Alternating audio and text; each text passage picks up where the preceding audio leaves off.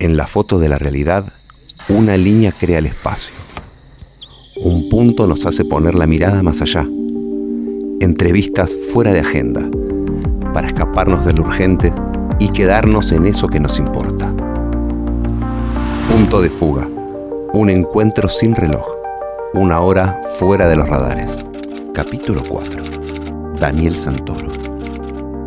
Bueno, damos inicio a este cuarto capítulo de Punto de Fuga, recibiendo a Daniel Santoro, el artista plástico. Daniel, muchas gracias por estar acá en la Radio Pública del Oeste. No, gracias a ustedes por la invitación.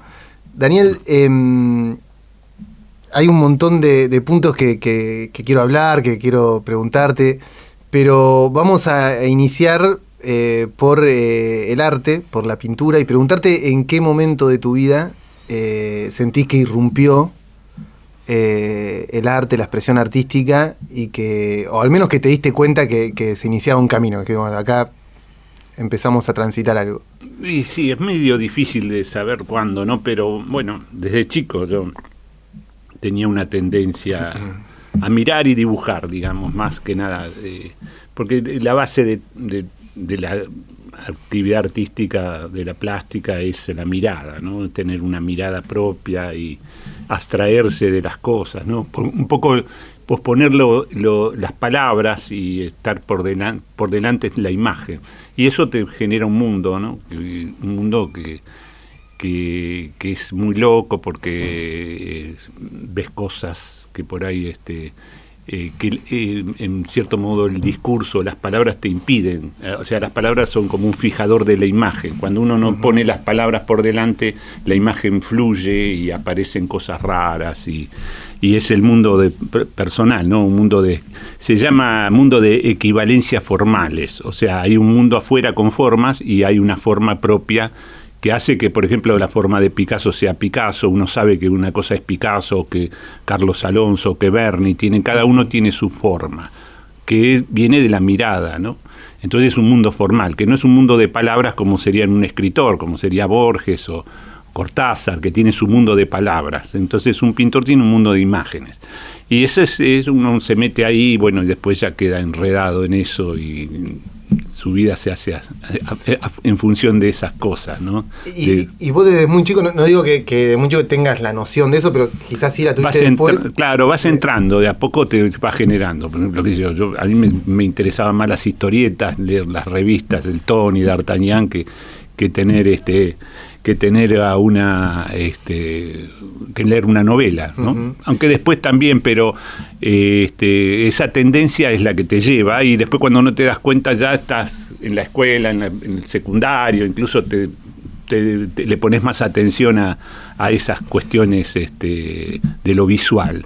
Y después ese mundo, cuando tenés conciencia, claro, tenés que elegir, ¿no? Yo, por ejemplo, en un primer momento elegí la arquitectura, que era como una vía paralela, un poco más aplicada, ¿no? Con mejor salida laboral, si se quiere, porque en ese momento era así, ¿no? Y bueno, y después, claro, ya opté mucho más tarde, digamos, más de entrado a los 20, me empecé a dar cuenta que, bueno, que podía hacer algo ahí. Decías lo de las historietas y eso, tenías ahí una gran ventaja, que era el oficio de tu viejo, ¿no?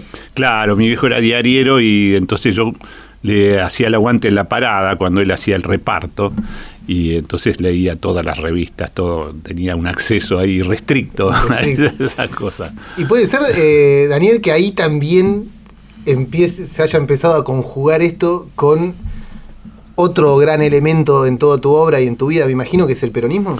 Sí, un poco sí, por varios motivos. En realidad mi hermano mayor, que empezó a militar en la facultad, y yo estaba en el secundario todavía, pero con su militancia él empezó a militar en el FEN con Pajarito Grabois, y después entré yo, y como una cosa ya, un fatalismo, digamos, porque estaba mi hermano, y entonces ahí también. Antes estaba era monaguillo de la iglesia ahí de Constitución, esa que está frente a la plaza, y entonces ahí también cayó un cura que era muy revolucionario, venía castigado de España, y empezó con la autoconstrucción de viviendas en la Villa 21, Y ahí también empecé una militancia social más, no tan política, pero después, bueno, se mezclaron ambos mundos, ¿no? Claro, digo, después se conjugó, eso se fue dando naturalmente también. Sí, naturalmente, sí.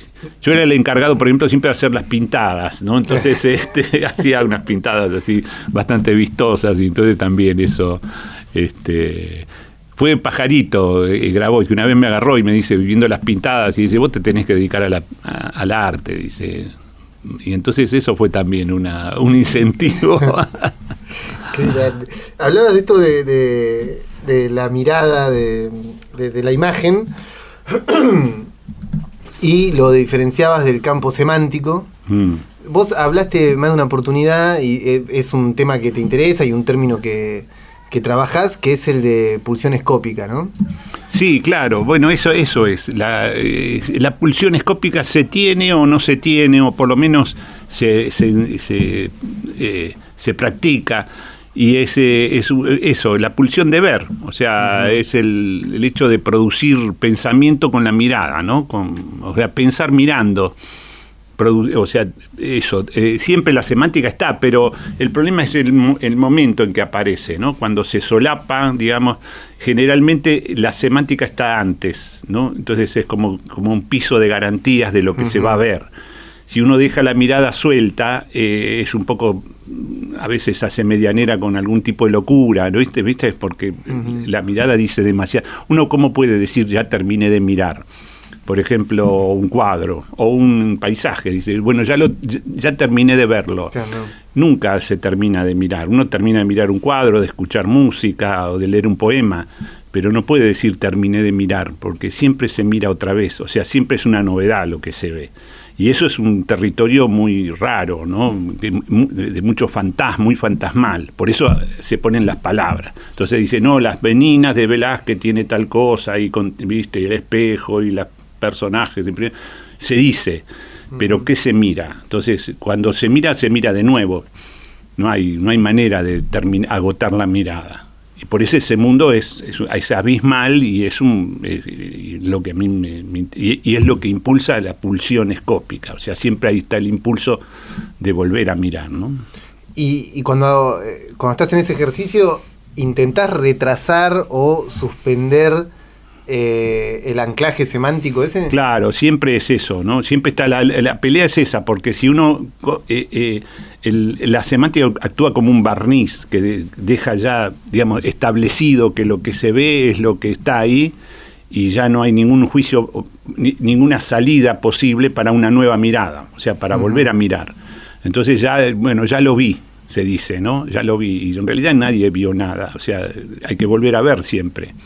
Y ese es el problema, que entonces para eso está como una garantía de que ya está visto, ¿no? Pero está visto en una dimensión de lo que se ve. O sea, hay millones y millones de formas de mirar que se postergan porque ya está el barniz semántico, ¿no? Ya se dijo algo.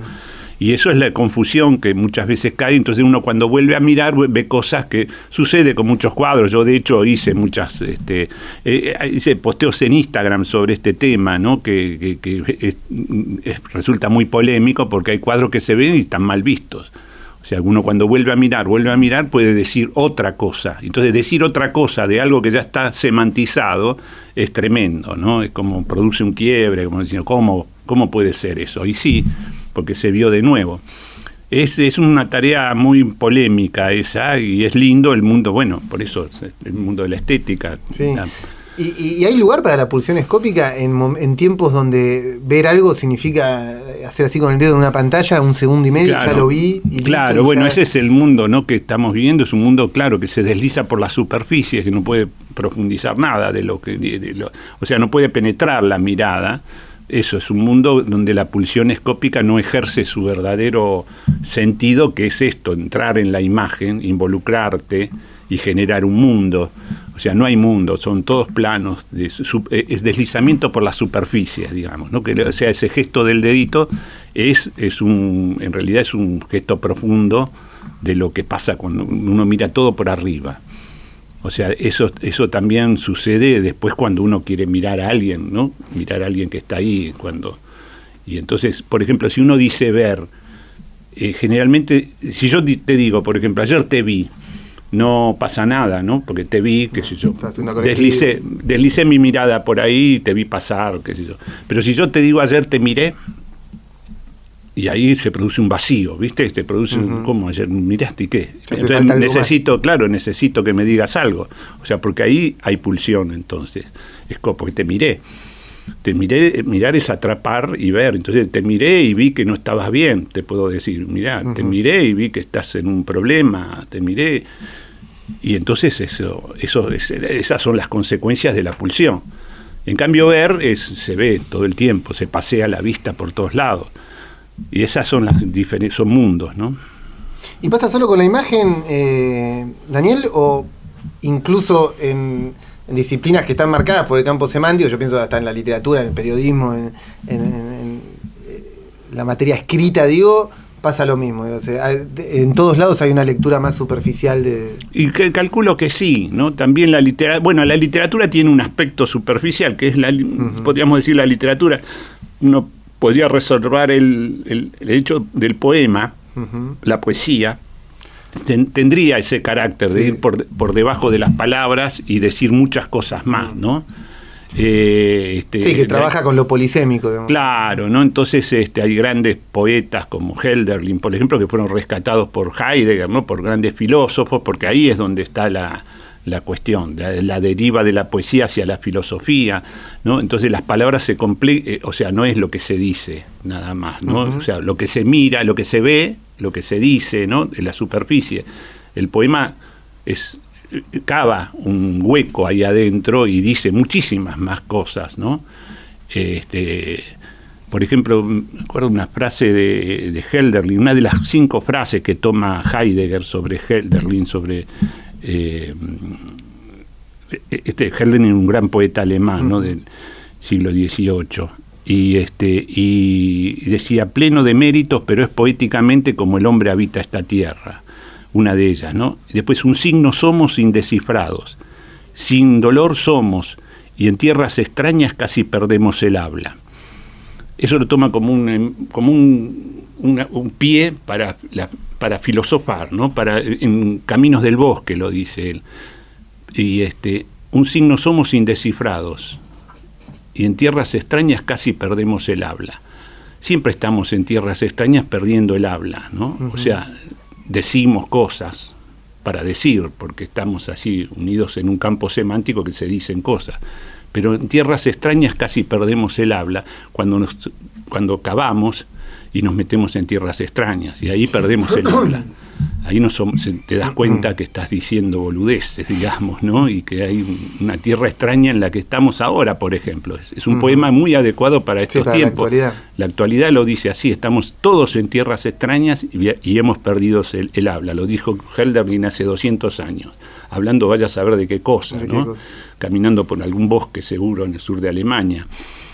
Y porque es muy lindo eso también de caminar. A mí me gusta caminar, eso es una cosa. El caminar te genera los cambios, o sea, ese deslizamiento por la superficie lo generas en volumen caminando, ¿viste? Te deslizás en realidad te deslizás por un espacio. Y te hacen signos así, los que son peronistas. Son los chicos del secundario, te aviso, están politizados. Sí, pasa los chicos del centro de estudiantes. Y entonces te involucras en el espacio deslizándote dentro del espacio. Y el caminar es para reflexionar. O sea, eso lo hacía Heidegger, por eso se llama Los Caminos del Bosque, ¿no? Uno de sus escritos. Y porque vos pensás, al caminar ves los cambios de la superficie, los cambios de los volúmenes, lo que no veías antes lo empezás a ver porque caminaste, lo que antes te tapaban los bosques, ¿no? En el bosque, buscar, ¿no? Y hay árboles, todo está lleno de árboles, entonces vos parece que no ves nada, pero vos caminás y estás viendo. Y hay cosas que desaparecen y aparecen, hay revelaciones. La aletheia, se dice la verdad, ¿no? Que es como un aleteo, ¿no? Como una cosa que se ve un poquito, la verdad nunca la ves toda. La ves a veces y después te tapa de nuevo, después se oculta. Un desocultamiento sería más o menos la traducción. Es verdad. O sea, se oculta y se desoculta. La verdad no es una cosa permanente como que se establece, sino caminando te das cuenta que la verdad está y aparece de a poco, y de a poco también se oculta aquello que era verdad por ahí después. Y entonces eso funciona si caminás. Si estás quieto, aparecen los fantasmas, ¿viste? Porque ahí está un árbol muy grueso y atrás andás a ver qué hay ahí atrás, ¿no? Entonces están los animales del bosque, ¿viste? Las amenazas. Sí, las amenazas. Porque vos te quedás quieto. Pero caminando, en cambio, vos te das cuenta que no, detrás de eso, pero hay otro detrás. Siempre hay un detrás, ¿no? Pero vos vas andando. Y en estas tierras extrañas, Daniel, en la que estamos hoy, ¿cuál es tu mirada voy a hacer, quizás la pregunta es muy amplia, pero ¿cuál es tu mirada de cómo está el arte hoy interpretando estas tierras extrañas o cómo nos las está contando? Sí, el arte, eso es un debate que estamos, ahora está en pleno con la Bienal de Venecia, que hubo mucho quilombo, se pudrió todo. La Bienal de Venecia estaba en manos de todos, todo era celebratorio, ¿viste? Se celebra el arte, todo era el mundo feliz, ¿no? Todos los millonarios iban a la Bienal de Venecia con sus barcos, incluso colapsaban el canal de la Giudecca, ¿viste?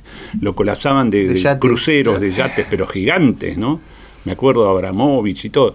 Todos van porque es el momento de la celebración de del arte, digamos. Ya no podemos decir la belleza porque no es eso, ¿no? El arte, aparentemente. Y claro, y en cambio esta Bienal se oscureció todo, ¿no? Estaba la curadora era una chica camerunesa, suizo-camerunesa, tenía lo mejor de ambos mundos, tenía una mina y murió, para colmo. Y dejó una bienal que es muy polémica. Nosotros, nuestro grupo que es Estrella del Oriente, que somos un colectivo artístico, nos pusimos muy en contra de eso, algo terrible, porque ponerse en contra de una de la línea curatorial de la Bienal de Venecia es un horror, ¿viste? Es como insultar en el medio del Vaticano, ¿viste? No podés decir eso. Y nosotros nos pusimos en contra, y empezó toda una movida, había mucho malestar que saltó, porque hicimos un posteo muy grande, ¿viste? Salió miles y miles de gente que opinó, y nunca se opinaba, ¿viste? Todo estaba bien, o sea, se nombraba el curador de Venecia y ahí estaban todos detrás, ¿viste? Había un consenso general porque ¿viste? Hay que celebrarlo. Y se pudrió todo, pero mal, o sea, la Bienal se convirtió en un quilombo, empezó el tema de Israel, empezaron guardias de seguridad, hubo huelgas, no abrieron algunos espacios nacionales, 150 naciones, y represión, la policía reprimió en el medio manifestaciones pro-palestinas y polémicas en las representaciones y demás, como nunca. Y ese malestar salta ahora, y salta en Venecia precisamente porque el arte no está dando cuenta de lo que pasa. O sea, el arte está ajeno a eso, está literalmente lamiendo culos de millonarios, o sea, de fundaciones y demás que todos aportan. El arte se convirtió en uno de los pocos lugares de garantía de supervivencia ante las amenazas de estos futuros tremendos. Entonces todo, un gran refugio es el arte. O sea, vos si sos del mundo del trabajo, sos obrero en alguna fábrica, sos en cualquier lugar, en la construcción, lo que sea, todo está amenazado. O sea, probablemente en los próximos 10 años no tengas más trabajo. Es muy probable, en cualquiera de los oficios incluso. Pero si sos artista, tenés ahí un refugio. El epifenómeno, o sea, todo lo que está alrededor del fenómeno del arte, crece de manera descomunal y geométrica. O sea, se inauguran museos de arte contemporáneo, hay 1.500 haciéndose en este momento museos de arte contemporáneo. Algunos de estos están en Argentina, ¿no? Constantini, el Malva, algunos más, la Portabat, y abre museos, o sea, un millonario acumula riqueza y lo que quiere es dejar un legado y no ser un canalla acumulador de fortuna, sino ser un benefactor de la humanidad. Y entonces deja como legado un museo de arte contemporáneo.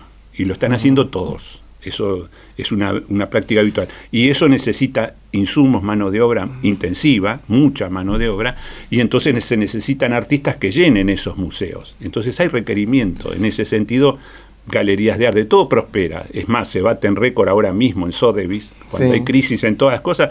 En Sotheby's, en los remates, se baten un récord de precio. O sea que es el mundo, lo único que está creciendo, podríamos decir así, más allá de las cosas tecnológicas específicas, crece el mundo del arte. Los chicos, universidades de arte, acá hay casi todas las universidades tienen rubro artístico. Antes no había una sola, de La Plata, después está en la Escuela de Bellas Artes. Pero un arte que quizás se acomoda al calor del poder y no lo paradójicamente eso. O si lo cuestiona en un juego interno que a nadie le molesta. Sí, que retroalimenta la misma industria. Claro, queda re bien, se hace un pequeño cuestionamiento. Pero todo es un mundo se llama comercio de piedad. Eso. O sea, lo que se practica ahí es comercio de piedad. O sea, yo me hago el pelotudo, hago alguna boludez así, y vos que sos una fundación, que detrás de esa fundación está, no sé, BlackRock o algún canalla tremendo, pero que banca el arte que denuncia la explotación de los pueblos africanos y demás. Todo es una canalladita, todo funciona así, y todo se celebra y se hacen grandes famas y demás, y se hacen grandes fortunas vendiendo y comprando. Y entonces, lo que antes era, mira el cambio de época en el que estamos enfrentándonos, lo que antes era, mi vieja, por ejemplo, yo le decía, que nunca se lo dije porque para no hacerla sufrir, digamos, pero me voy a dedicar al arte, mamá. Digamos, eso era la peor frase que podrías decirle a una vieja de la década del 70, ¿viste? Uy, perdí un hijo, digamos, ya está, no cuento con él para lo voy a tener que mantener. Y hoy en día las madres esperan esa frase. Digo, me voy a dedicar al arte, y viene la madre cuando lo trae al chico y dice, no, mirá qué lindo cómo dibuja el pibe, ¿viste? Y qué sé yo, porque saben que hay un futuro ahí, garantizado, ¿no? Si se empeña y tiene la suficiente picardía para hacer las maniobras. Pero el arte en sí mismo no dice nada. O sea, no existe como fenómeno que anuncie, que esa cosa de ser el que detecta los movimientos de abajo de las placas, digamos, y que dice cosas. Por ejemplo, la última vez que dijo cosas, lo podríamos pensar, mira, te lo leo acá. Veníamos echando, vos comentabas algo del manifiesto. ¿Te acordás que te dije? Bueno, futurista, es una buena un buen dato de cómo el arte funciona como un detector de... Espérate que tengo que sacar los anteojos. No hay apuro. Y nos tenemos que ir, decís vos, Daniel, a principios del siglo XX. Exacto, mira. A Italia, ¿no? Italia, 1908. Manifiesto futurista. O sea, el arte está cambiando, ahí empezaba, todavía no había nada, o sea, era realismo, un arte digamos, mimético. Mimético, basado sobre todo en la idea de belleza todavía. Impresionismo ya terminaba, ¿no? Empezaban los nuevos realismos, en fin. Y aparecen artistas de ruptura. ¿Por qué aparecen? Porque hay un cambio tecnológico tremendo. 1908 irrumpe la electricidad como novedad. Ya termina el vapor, empieza la revolución de la electricidad, todo empieza a ser eléctrico, la radio, empiezan a haber todo tipo de cosas usos con la electricidad que era maravillosa. Y la velocidad. Los motores se afinan, digamos, el motor a combustión interna, ¿no? El automóvil, el avión, todas esas cosas irrumpen a principios de este siglo, del siglo XX. Sí. Y entonces aparece un arte adecuado a eso, un arte que capta eso. Y siempre los grandes avances tecnológicos traen fantasías de arrasamiento. O sea, esto está tomando velocidad, ¿viste? Entonces hay un montón de gente que se va a quedar atrás, ya no les va a dar la cabeza porque son campesinos, porque son atrasados, porque no tienen visión. Y entonces esto se va a acelerar de una manera tremenda. Y eso pasaba en 1908, con una gran sensibilidad, por otro lado, pero mirá las cosas que decía. Mirá si no estamos en la misma situación, podemos pensar ahora en las fantasías de arrasamiento de la actualidad. Con los avances tecnológicos actuales. Con los avances tecnológicos impresionantes que está abriendo, que al lado de estos son, pero ¿no? Geométricamente mucho más. Bueno, dice así, esto es el manifiesto. Por primera vez se hace un manifiesto en un sentido de que empieza el periodo de los manifiestos, puede haber miles, ¿no? En el sentido de que nosotros somos una vanguardia. O sea, aquí estaba el tema, un tema del orden militar pasa al orden artístico. Hay una vanguardia artística, por primera vez se asume como tal, ¿no? Y sucede esto en Italia, en realidad en Francia fue donde se dijo, pero digamos son todos italianos los grandes artistas italianos, Boccioni, ¿no? Estamos hablando de artistas importantes, y de Marinetti, que era el gran teórico de esto, ¿no? Entonces, dicen esto. En medio, esto produce un escándalo que lo produciría todavía ahora, pero es impresionante. Dice así: cantaremos el amor al peligro, a la osadía, a la energía, a la nueva forma de belleza, la velocidad. Nuestro destino es estrellarnos contra los misteriosos pórticos de lo imposible. Queremos glorificar la guerra, única fuente de salud del mundo, las maravillosas ideas que matan, el desprecio por la mujer, destruir los museos, las bibliotecas, luchar contra la moralidad y el feminismo. Así termina el manifiesto futurista. Los artistas de vanguardia, los artistas más avanzados, de acá sale el cubismo, de acá viene Picasso, o sea, el arte moderno se funda acá, se funda sobre estas palabras el arte moderno, no jodamos. O sea, esto, Marinetti después, ¿qué es? Es senador por el partido fascista, por supuesto. Esto es el inicio todavía no existía el fascismo, y el fascismo aparece unos pocos años después. Y Marinetti va a la cabeza. O sea, el fascismo se funda sobre el arte de vanguardia. El arte moderno, en realidad, impulsa la idea del fascismo de Benito Mussolini. O sea, tenemos todo ese tipo de cosas que es muy contradictorio. Y entonces, claro, ellos mismos lo practican con su cuerpo. Marinetti estuvo en la guerra, en la Primera Guerra, y Boccioni, lamentablemente, el gran artista que era, murió en la guerra, entregado a esta lógica de que ahora viene la velocidad, que todo, entonces vamos a, así como venimos a gran velocidad, nos vamos a estrellar contra los pórticos de lo imposible. Ojo con esto, lo imposible, la palabrita imposible, después en el mayo del 68, seamos realistas, pidamos lo imposible. Ahí son los canallitas que salen, todos los rubiecitos, esos que andaban por las calles de París pidiendo lo imposible, son los futuros CEOs de todas las empresas de los 90. Claro. Eso de ahí salieron también. O sea, ahí hay una perspectiva en el tiempo, y entonces ahora mismo también están pidiendo lo imposible. La tecnología ofrece lo imposible es una oferta de esta tecnología, ¿no? de esta novedad de la inteligencia artificial y demás. O sea, estrellarnos contra los pórticos de lo imposible es ahora una realidad.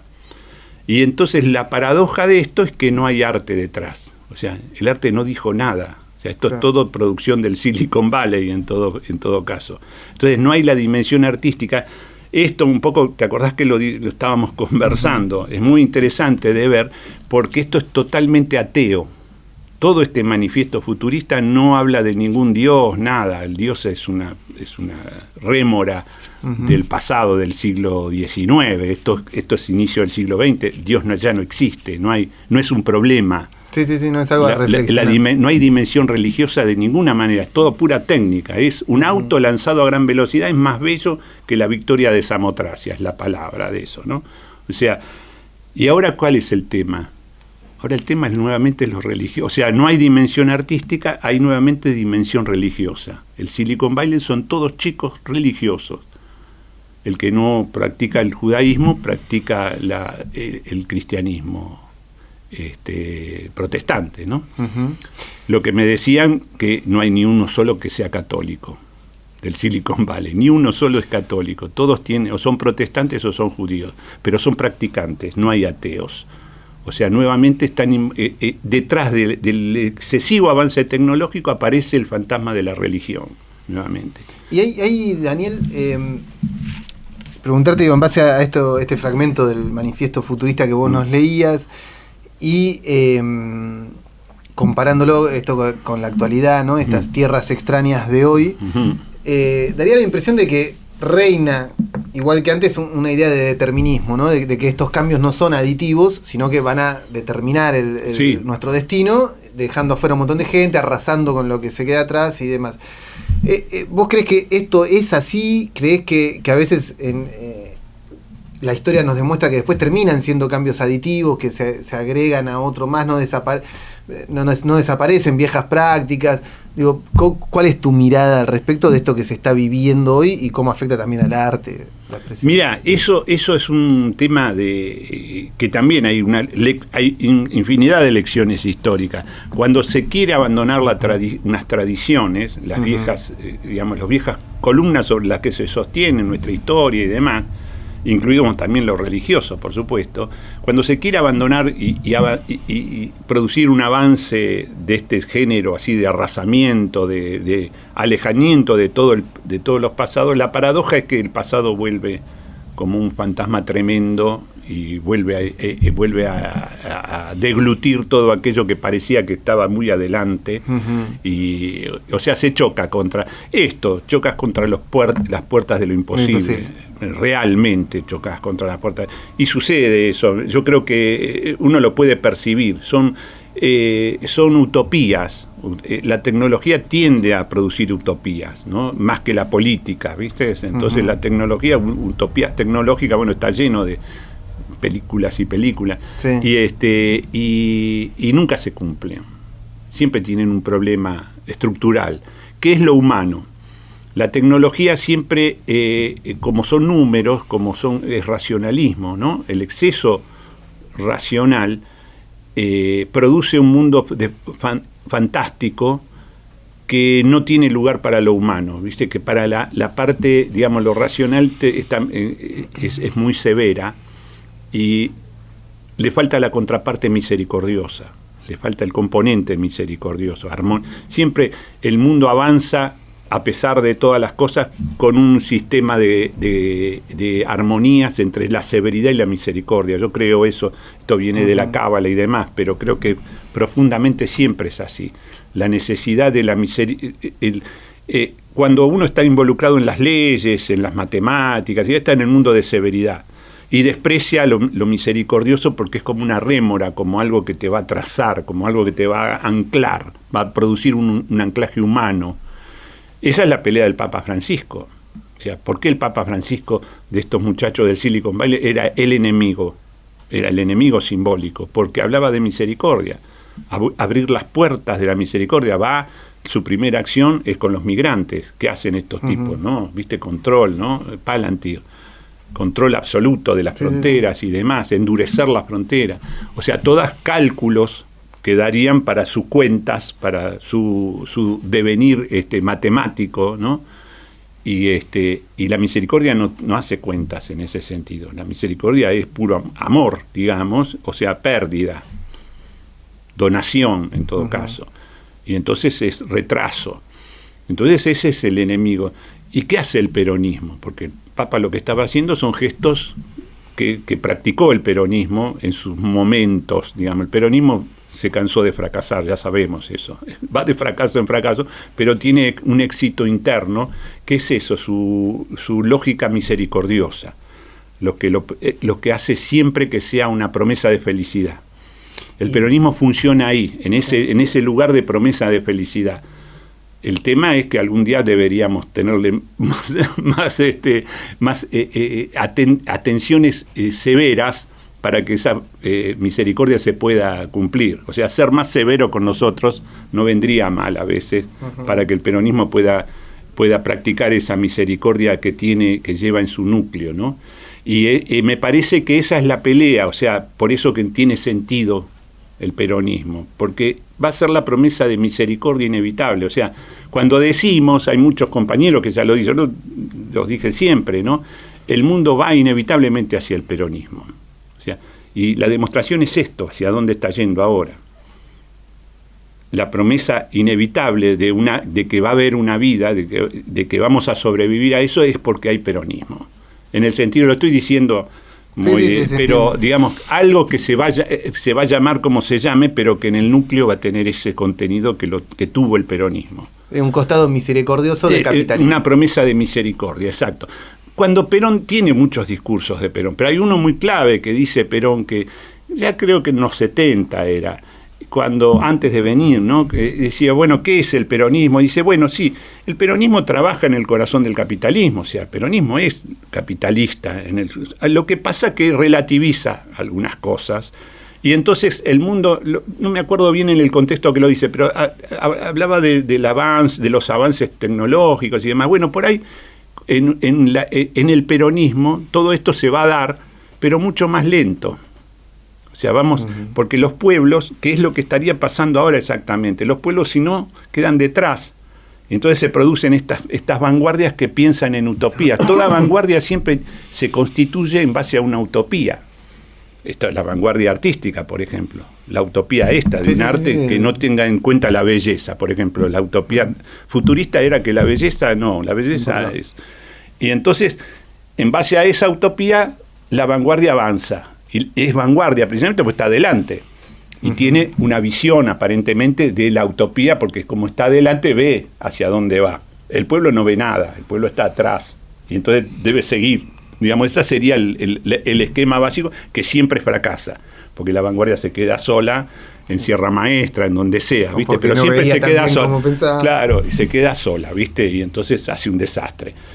Y los pueblos quedan atrasados. Lo que plantea Perón es que no haya vanguardia, que haya conducción del pueblo. Y entonces que todo avance, entonces claro, avanza mucho más lento, más torpemente si querés, más lento pero con felicidad. Ese sería el esquema básico. Es una boludez, pero es una invención política formidable, que lo que produce es esto, la idea de que, bueno, si hay peronismo va a haber más felicidad, ¿viste? Va a haber todo, va a estar más o menos más repartido, esa sería el esquema. Y los pueblos, después de esta locura, ¿sí? Que esperemos que haya pueblos, ¿no? Sí. Van a reclamar eso, misericordia. Porque esto es una instancia de una severidad formidable, y toda severidad, en la metáfora bíblica, Caín mata a Abel, cuando todo es severo. O sea, se rompe las dos ramas que están en tensión, se quiebra el árbol. Y esto va a producir un quiebre. Todavía el siglo XXI no dijo lo suyo. El siglo XX empezó a hablar con el futurismo, podríamos decir, la Primera Guerra, y no bastó. Vino la Segunda también. Y el siglo XXI va a pasar, algunas desgracias van a pasar, seguro va a haber, vamos a estar puesto a prueba. Después de eso va a ser inevitable. La misericordia va a ser el lugar de refugio. Y todo eso catalizado, vos decís, en el peronismo, como expresión política, al menos en nuestro país, que mejor, si querés, trabajó ese equilibrio entre severidad y misericordia. No, nunca es equilibrio, porque claro, la palabra equilibrio es como una negociación, ¿viste? Como que hay mitad y mitad, nunca es mitad y mitad. Por eso que Perón habla de la conducción política como un arte. Es un arte porque el arte se funda en la armonía, no en el equilibrio. En el equilibrio se hacen las cuentas, digamos, es más de escribanía. Pero el tema es cuando es un desafío artístico como es la conducción, que si hay que ser severo, pero ¿cuánta misericordia se necesita en esa severidad, por ejemplo? O si hay que ser misericordioso, sí, pero ¿cuánta de severidad? Sí, administrar esa tensión. Claro, sí. Es una parte mayor y una parte menor siempre. O sea, hay momentos de severidad que necesitan misericordia, y hay momentos de misericordia que necesitan severidad. En el último gobierno nuestro hubo un exceso de misericordia en algún aspecto y una falta de severidad que nos hundió, porque la falta de severidad te diluye, te perdés los límites, ¿no? ¿Y cómo ves, Daniel, el peronismo hoy, teniendo en cuenta esto, que es quizás la única fuerza capaz de catalizar esto que vos marcás en un futuro? ¿Cómo lo ves hoy en nuestro país? En medio del desastre. Claro, lo veo muy mal, ¿no? Muy mal, con total desorientación, con falta de conducción. Lo veo un tema, es catastrófica, no tener una buena conducción es una catástrofe. Habrá que ver, ¿no? Esperemos, hay intenciones, que uno no puede saber, porque la conducción irrumpe como el arte, ¿no? O sea, no se puede saber, no se puede construir Se puede constituir, sí, un aparato más o menos, cuando no hay una conducción, lo dice Perón también en Conducción Política, ¿no? Cuando no está el conductor, que es un artista en realidad, bueno, se puede reemplazar con una organización. Habrá que organizarlo un poco, creo que en eso, y hace falta misericordia en todos para poder, porque se ponen todos muy severitos, ¿viste? Y eso es un desastre, ¿no? Entonces habrá que tener misericordia, apertura, no decir cosas, ver más porque se dicen boludeces, ¿no? Se piensa que hay un peronismo bueno de izquierda y un peronismo malo de derecha. Es una estupidez eso, una tontería, ni una cosa ni la otra. Hay peronismos que pueden estar más a la izquierda o más a la derecha, bien. Ahora, pero el peronismo no es bueno porque es de izquierda, una tontería. Es más, el esquema, la estructura de izquierda y derecha, ese campo teórico, tal vez esté muy cuestionado. Yo ya no creo en eso. Sí. No sé qué es izquierda y qué es derecha. Sí, son categorías que han quedado muy fuera de entonces el marco, claro, la pérdida del marco teórico te produce mucha angustia, sí, estamos en ese momento tal vez también.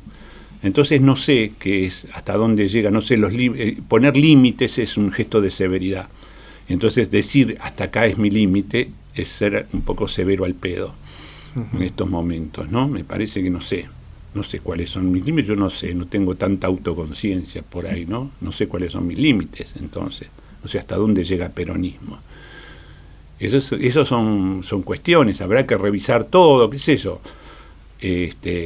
La crisis va a ser, sabemos eso, ya se dice, ¿no? De los próximos 10 años va a haber el cambio epocal absoluto. Entonces la idea de un obrero, no sé qué es. ¿Qué es un obrero dentro de 10 años? ¿Un robot va a ser? ¿Se le va a extraer plusvalía al robot? Son temas que debería estar pensando el Partido Obrero, sobre todo. Claro. Me parece que tiene graves problemas. Nosotros estamos con Miriam, viste, como posible candidata, y no sé si estamos tan bien, tan claro, ¿no? Porque ¿qué sería la dictadura del proletariado? ¿Sería la dictadura de los robots? ¿Sería una dictadura robótica? Estamos jodidos.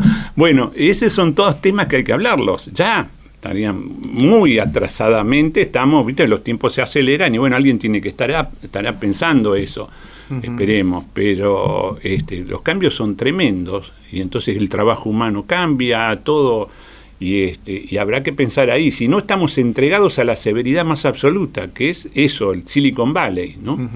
Ellos cómo compensan esa idea con la religión.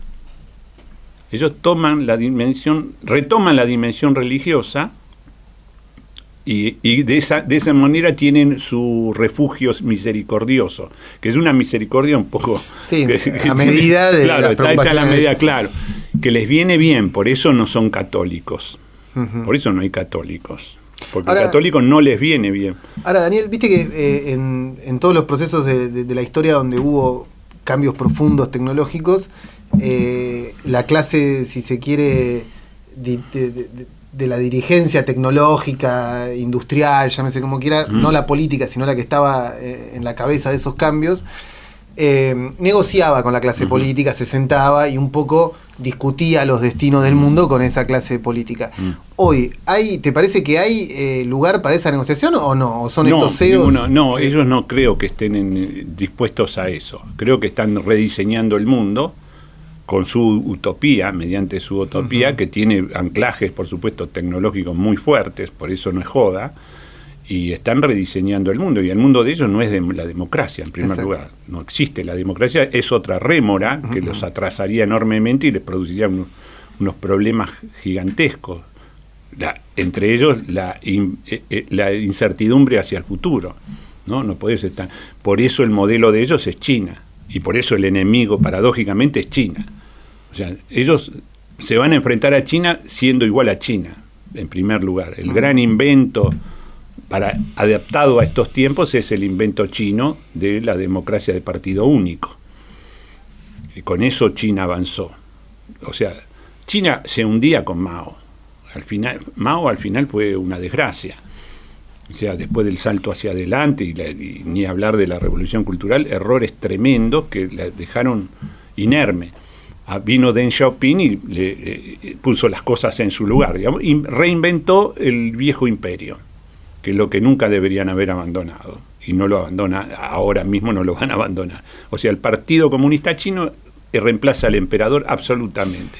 Es omnímodo, pero es democrático internamente. Claro. Es el detalle. Hay una garantía de continuidad histórica en las medidas, sí, pero con participación del pueblo. Con la participación absoluta, porque todo se vota, todos los delegados del Comité Central son votados democráticamente en cada una de las aldeas. Y entonces ahí no puede haber falla. Ahora, de este lado, de quienes van a enfrentar eso, no pareciera. Claro, entonces no puede. Claro, entonces la democracia es una rémora del pasado, molesta absolutamente. Tendrán que resolver eso. No sé de qué manera lo resolverán. No creo que puedan organizar una sociedad como organizaron los chinos. Entonces va a haber mucho quilombo. En Estados Unidos creo que todavía tienen sin saldar la vieja guerra civil. O sea, creo que ahí es el fantasma que ellos que querrán evitar, ¿no? Me parece que ahí tienen un problema enorme. Y nosotros estamos en el medio. El modelo chino para mí tampoco me va, ¿viste? O sea, es un problema ahí que estamos sin poder resolver. Estratégicamente por ahí, no sé si un acercamiento a China tal vez sea más conveniente ahora, pero habrá que verlo también eso. Sí, da la sensación de que entramos en este momento sin una gran autonomía, sin mucha soberanía. ¿No? Exacto, estamos así, estamos como bolas sin manija, la verdad es esa.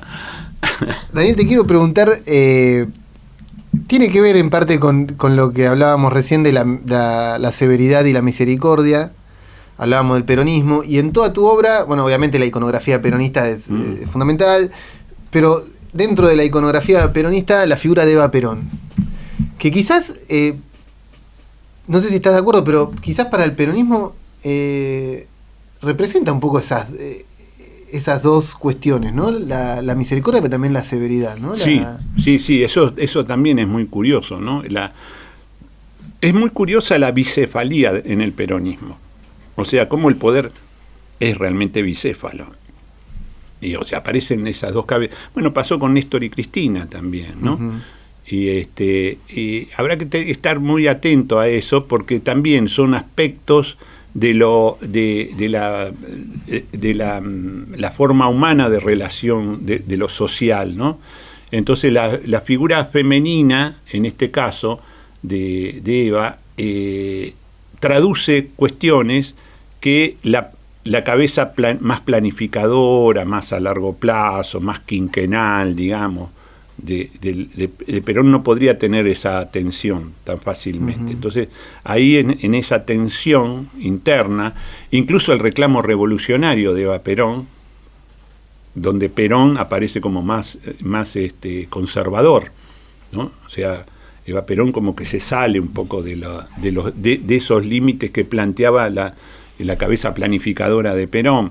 Entonces había también una tensión interna que hace que la izquierda, por ejemplo, cuando se constituye, ¿no?, los montoneros y demás, la figura que sobresale es la figura de Eva Perón. Es más, le adosan, en muchos carteles estaba eso presente, incluso visualmente le adosan el Che Guevara como su parte masculina. Digamos, la pareja revolucionaria era Eva Perón y el Che Guevara. Y Perón era para algunos era el milico fascista, ¿viste? Eso incluso.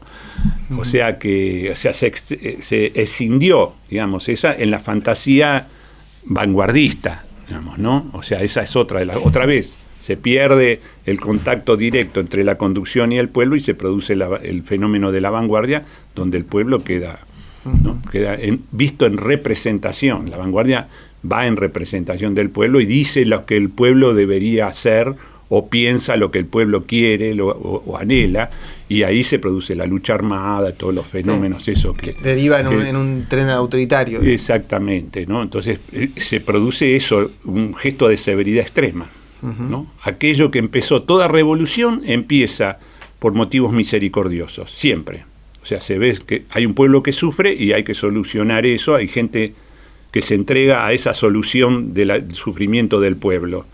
Cuando se produce la revolución, se va a un extremo de severidad, porque se constituye una nueva ley a la cual hay que adherir.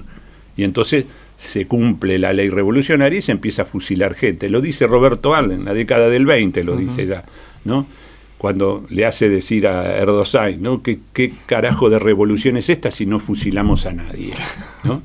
El fusilamiento es un gesto revolucionario, ¿no? Se dice fusilar a los burgueses, fusilar esto y lo otro, y se queda inmersa ese sueño revolucionario, queda inmerso en un mar de severidades tremendas y de mortal. Y vos dijiste recién... Nunca el peronismo llegó a eso, vos fijate, porque ese tema de la armonía entre la severidad y la miseria. Cuando Perón debería, desde un hecho revolucionario, haber sido severo, de hecho se lo reclama.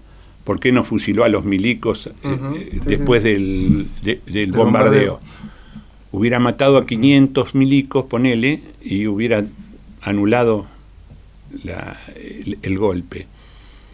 Hubiera desaparecido el peronismo, porque esa matanza hubiera seguido descontroladamente. Entonces Perón prefirió la misericordia.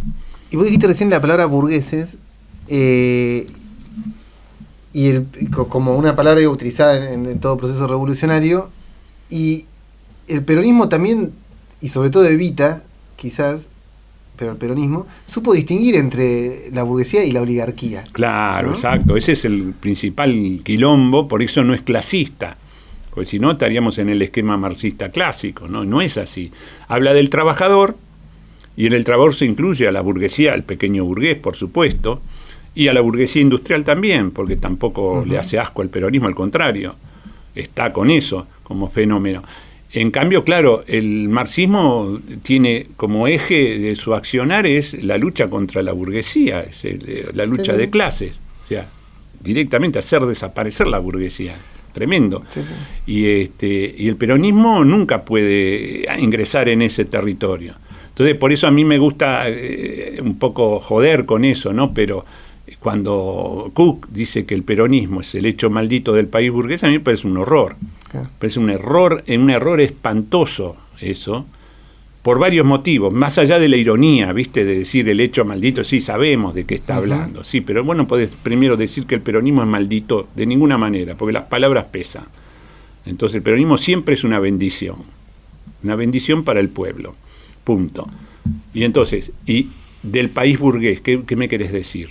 Que hay un país de burgueses y un país de obreros. Entonces estás involucrándote en la lucha de clases, estás siendo marxista al decir eso, no estás siendo peronista. Entonces, si vos me decís en cambio que el peronismo, si hubiera dicho así, el peronismo es el hecho maldito del país oligárquico, yo estoy muy de acuerdo, absolutamente, sí es así. ¿Y por qué crees que en la burguesía hubo un rechazo, o sea, mejor dicho, que el peronismo nunca pudo conformar esa gran burguesía nacional y siempre tuvo también algún grado alto de rechazo? Y bueno, es un quilombo ese. Porque esa burguesía se creía oligárquica, quizás. También, esos son todas las contradicciones esas que hay que saber manejar y hay que saber conducir, que ahí es el tema. Cuando vino Perón en el 73, él tenía ya una cabeza armada para eso, porque son viejos errores también de él, y quería subsanar eso. Pero tenía descontrolada su ala izquierda, digamos. Su ala izquierda del dispositivo, porque esa es la otra historia. Perón habla, y lo dice muy claramente en Conducción Política, de un dispositivo político militar, en realidad, donde hay un centro, donde está la conducción y la asistencia de la conducción, y dos alas, una a la izquierda y una a la derecha. No es ideológica, no está hablando de ideología, de izquierda y derecha, está hablando de un ala del dispositivo político militar. Siempre el ala izquierda golpea y el ala derecha negocia. Ese es el dispositivo. Entonces Perón lo que se desespera, la película de Pino, de actualización política, lo dice 3 veces. Pino, viste, sigue ahí medio trastabillando, pero le dice, o sea, si el ala derecha tiene que negociar, el ala izquierda no tiene que andar criticando al ala derecha porque negocia. Tiene que mirar siempre hacia adelante, tiene su rol es golpear. Y no negociar, negocia a la derecha. Entonces se convierten en enemigos el ala izquierda y el ala derecha, que es lo que le pasó. Entonces el ala izquierda, ¿qué hace? Le mata a Rucci, que ni siquiera era la derecha, era el centro del dispositivo. Perón queda desolado ahí, desolación total, pero se le descontroló todo. ¿Cómo el ala izquierda le va a matar a Rucci? Es una locura, un asesinato así incomprensible hasta el día de hoy. que no se dimensiona esa tragedia que fue el asesinato de José Ignacio Rucci. El error más grande que es tuvo. El error más terrible, que nadie todo bueno, me acuerdo de los 23 agujeritos, del Traviata, ¿viste? Encima jodiendo con eso, o sea, o sea, se convirtieron en enemigos, o sea, el dispositivo se le abrió y se convirtieron en enemigos que se mataban entre ellos. Ahí viene la AAA, todo el desastre. Y entonces, claro, el tema es armar un dispositivo donde tengas las alas, donde puedas manejar eso. Por eso hay que ser misericordioso y mirarlo con atención y ver cuáles son los límites de lo que estamos hablando. Porque yo no creo que se pueda armar un dispositivo donde esté Miriam Bregman y no sé con quién, de un lado, y del otro lado, no sé, Massa y no sé quién. O sea, ¿se puede hacer un dispositivo así? No sé. ¿Cuáles son los...? Bueno, todos esos son los desafíos que vienen por delante, ¿eh? Sí, daría la sensación por lo menos de que un dispositivo de una amplitud semejante necesitaría una premisa muy firme, una severidad también. Sí, ¿no? y una conducción muy firme. Claro, una estructura, ¿no?, que pueda bancar eso. Pero si no, nos estamos comprando un quilombo al pedo y haciéndonos otra vez, yendo a Sierra Maestra a pelotudear y el pueblo allá atrás, ¿viste? Claro, sí. Una vanguardia alejada del pueblo. Daniel, por último, preguntarte cómo jugaría hoy esa misericordia en tu obra, en el mundo, en la pintura. Pero si hoy tuvieras que pintar la misericordia, ¿quién es la cara de eso? ¿Qué situación pintarías? No es un tema que pueda hacerse. Yo no es tan lindo pintar la misericordia, es más lindo pintar el quilombo, ¿viste? Claro. O sea, para mí, ¿no? O sea, porque esa cuestión, el arte, yo creo en esa relativización de la belleza como búsqueda del arte, ¿viste? Entonces, la misericordia, las cosas armoniosas, ¿no? El arte, me gusta más el arte de que rompe con eso y que se pone irónico, que se distancia, incluso se distancia de los momentos políticos. Este es un momento donde uno se distancia mucho, ¿no? Porque ve el quilombo. O sea, el peronismo es un mamarracho. Es un mamarracho lo que está pasando y bueno, uno lo tiene que decir para que deje de ser un mamarracho, para que se vea eso. No se puede hacer como las tías celebratorias, ¿viste? Ahí todo bien, chicos, está todo bien y está todo para la mierda, ¿viste? Entonces el arte tiene que hacer ese tipo de meterse ahí y molestar mucho, ofender. Es lindo eso.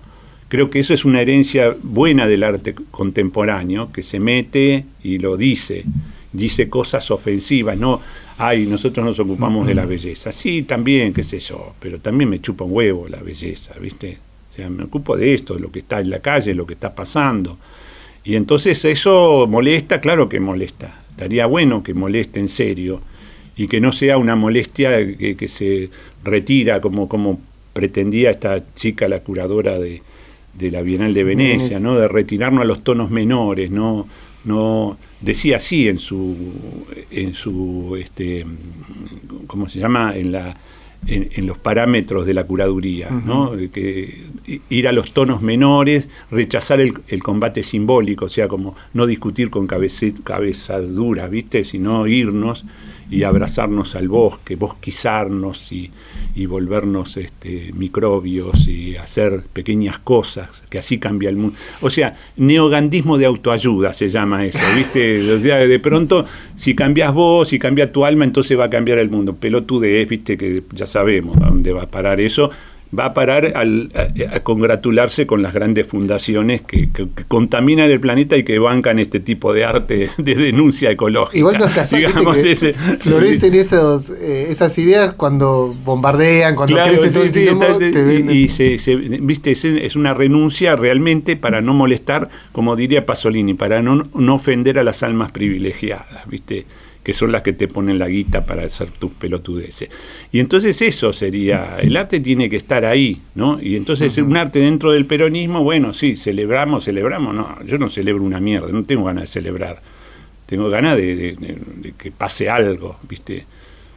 Y de convertirme en un tipo que ofende, sí, me encanta, Me encanta mejor ofender y no congraciarme con cada cabeza de corcho que matar, ¿viste? Clarísimo. Daniel, te agradecemos mucho haber estado acá en la Radio Pública del Oeste. De verdad fue una charla muy, muy linda para nosotros. Y bueno, eso, gracias. No, por favor, gracias a ustedes, che.